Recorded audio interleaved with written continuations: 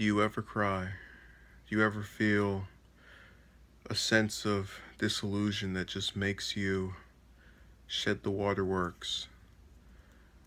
I've felt that multiple times over the course of, I guess, living. The earliest recollection I can have is when I was about 5 or 6 and the subject of death came up. And it's funny because I never really thought about passing away or going away or being extinguished before that point to any serious level. But I started thinking more and more about it and how, we don't all leave at one time. And if I leave before somebody else, that person will continue to live without me. And maybe I might have had a close relationship with them, maybe I didn't. But the point is, they go on while I cease. And if someone passed away before me, then they, cease while I continue. And what really scared me about that concept is that there are a lot of people that I care about enough to want to talk to on a daily basis, to want to continue speaking with, just as years go by, as time goes by. And I don't want to be rid of those people because of some event that was out of my hands. It's different if I say, okay, well, you're not talking to me, so let's break it off. But I don't want to lose those individuals who are all in varying ages, some younger than me, some older than me. And it just scares me, even to this day, that I have these individuals that mean something to me and they can just be taken away in an instant. And for that reason, I usually attempt to speak to most people that I would consider an ally of any significance on a regular or recurring basis. And I've tried to increase the regularity of this. But that was I was little. I remember distinctively crying over that concept and being comforted at that point. Now, another thing that, drove me to the brink of the waterworks was when I was in, I think, seventh grade, and I got rejected for the first time. It was the first time I ever had romantic attraction to, or just attraction to a, member of the opposite sex, and voiced that to them. And to this day, it was the only time, barring maybe one more incident or encounter, where I was very convinced it would happen. And, in my defense, I was someone that never had done the thing before.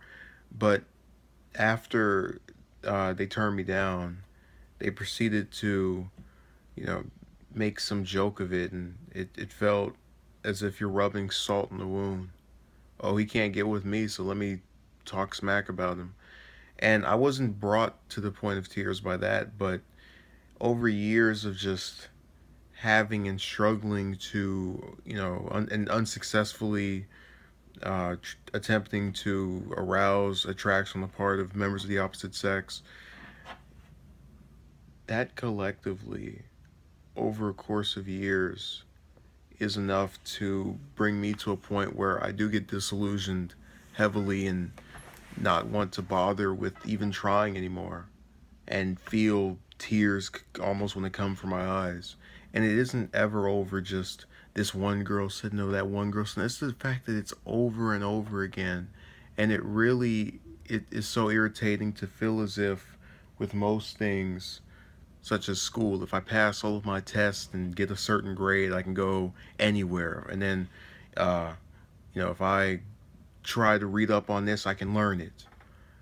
It feels as if with relationships, it was the one thing I couldn't control. I can't make somebody like me, and that was something that I really thought I could change if I just kept showing determination and approaching the same person over and over again and showing interest, and it just didn't work out for me. And again, it's over years of that same process being played out over and over again Now, another situation or thing that brought me to that point, in terms of the, tearing up, was when I was thinking about the fact that, and this ties back to death, we're all going to pass away at some point. There's going to be a 20-year period, 30-year period, 50, 60, 100 years, and I don't want to be forgotten about, 10 years after I pass away. I don't want to be forgotten about 30 years later. And it scares me that there are people who there's so little left of on this planet. And I just feel as if they have these stories that could have been told and that nobody pays them attention to. Oftentimes, when I like a show or I like some form of entertainment, and maybe even something related to politics, and I'll look for the more obscure characters or players or people that aren't as acknowledged. So, for example, I might look into the presidential administrations and look at the different secretaries. Like, wow, nobody talks about him or that person, and they've passed away 20 years ago. Like, oh man, this, I want to preserve this person's memory, and I do that because I would like for someone to do that to me. I would like for someone in 100 years to go, "Hey, I got this from J&D." I my biggest nightmare is being forgotten, and that's how I felt at times with certain people that I've been cut off from, or that I've cut off, and that it was after a period of me approaching them over and over again. Like, you've forgotten about me, and if I ever become anything, I'll just think about how I'm getting this acceptance now that you were refusing to give to me while I was in your life and actively trying to approach you. See, I've always believed that relationships, be they platonic, romantic, or anything else, if there's even a third option, should be something that two people contribute to if they seriously want to continue it. And I firmly believe that males and females can have relationships that are not romantic and still remain friends or acquaintances or whatever you want to call them without getting romantic.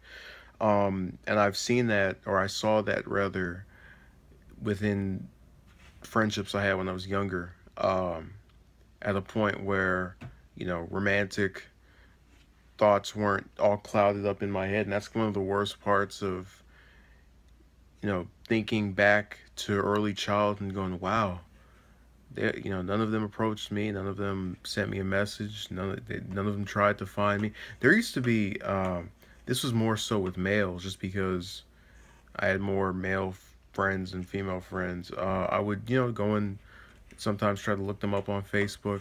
And one day I had an epiphany. I said, here I am going out of my way to try and approach you and reconnect and get to know you in the way that we did when we were younger. Maybe, actually salvage this relationship. And you won't even so much as ask for my number. You won't look for me on these websites. Nothing. I felt so embarrassed with myself to value people who did not, in my view, or, by evidence, value me.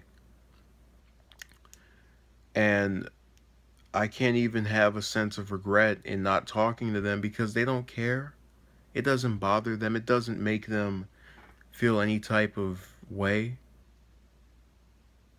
I have people who have my number, and I know they have my number, and, once every 8 months they'll hit you up.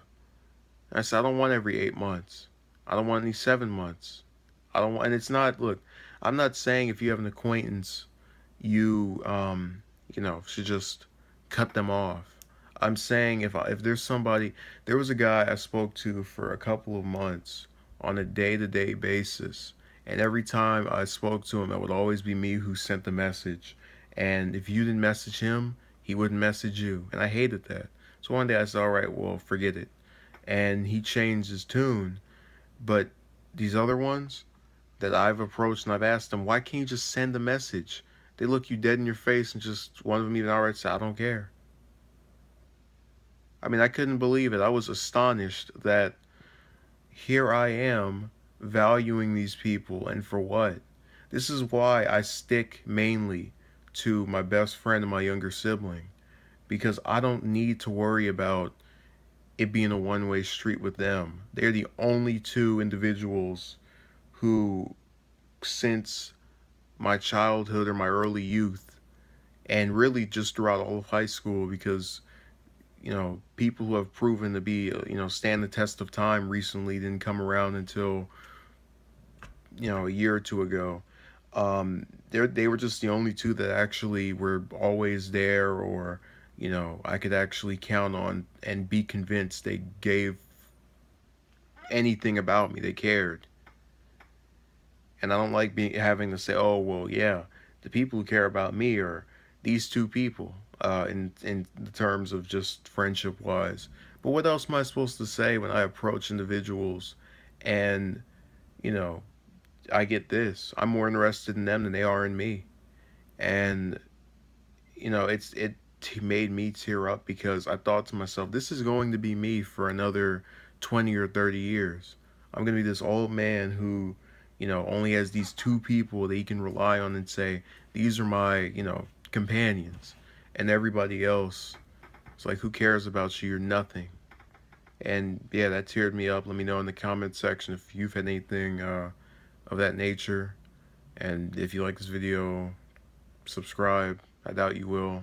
Pessimistic, realistic, whatever you're going to call it. Have a good night.